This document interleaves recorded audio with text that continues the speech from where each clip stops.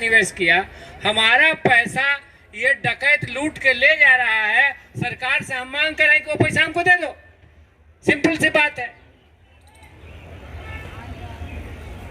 निर्मला सीतारमण भारत की वित्त मंत्री एलानिया तौर से, मैं उस दिन दंग था, पार्लियामेंट में बोल रही हैं कि 17,000 लोगों ने देश भर में से आवेदन दिया किनका बकाया है और हमने सबका भुगतान कर दिया।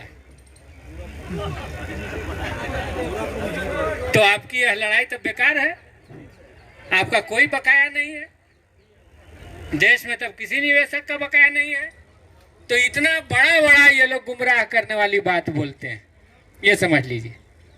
इसलिए हम कह रहे हैं कि जितना भी हक मिला है आपको वो लड़ने से ही मिलेगा और आगे भी जो कुछ भी मिलेगा वो लड़ाई से ही मिलेगा। इसीलिए आपके संघर्ष को हम सलाम करने आए हैं और एक बार नहीं, बार बार पार्लियामेंट में उठाना होगा, जोरदार ढंग से उठाना होगा, जितनी ताकत से उठाना होगा।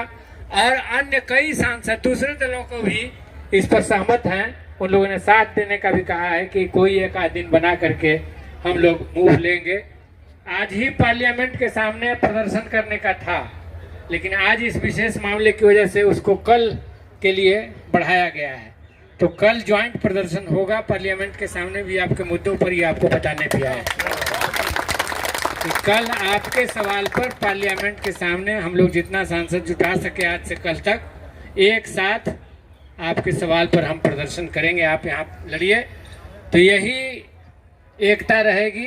आप सड़क पर लड़िए, हम संसद में लड़ेंगे। बहुत बहुत धन्यवाद। हमारे साथ सांसद जुड़ चुके हैं, काराकाट सांसद। सर, सबसे पहले हमारे चैनल में स्वागत है आपका।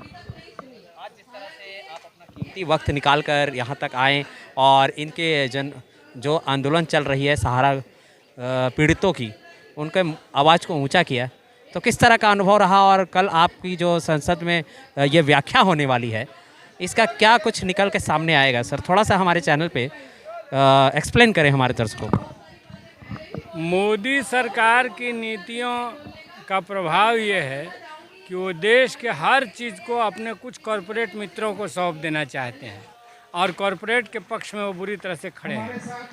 वो देश की खेती किसानों से छीन करके उनके हवाले करना हो, सहारा निवेशकों का पैसा जो अरबों में है उसको पचा जाने का मामला हो, कॉरपोरेट्स का बैंक से कर्जा माफ़ कर देने का मामला हो, टैक्स कम कर देने का मामला हो, यह सरकार बुरी तरह से और पूरी तरह से कॉरपोरेट के पक्ष में खड़ी है, उनके हितों की हिफाजत करती है।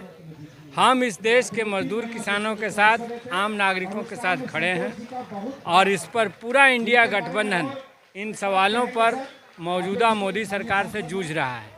इसके चलते वो देश के संविधान को भी ताक पर रख देना चाहते हैं, डेमोक्रेसी को किनारे कर देना चाहते हैं। हमारी लड़ाई इन तमाम मुद्दों पर है और आज जब यहाँ सहारा निवेशकों का जंतर मंतर पर राष्ट्रीय आंदोलन चल रहा है तो हम इसीलिए उनके साथ कंधा से कंधा मिलाने आए, उनका साथ देने आए।